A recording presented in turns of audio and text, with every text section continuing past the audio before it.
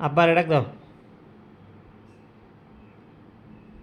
ঢুলে ঢুলে ঢুলকি গাছের তলে সাপ কিলকিল করে সাপের পেটে আন্ডা আঙ্গ ময়না ঠান্ডা।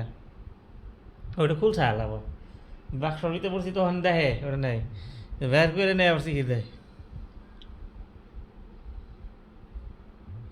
ওটা থাকলে তো যা হাসি না ওরা আরো ই করবো। হ্যাঁ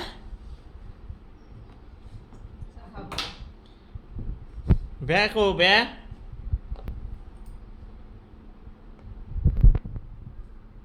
বাকো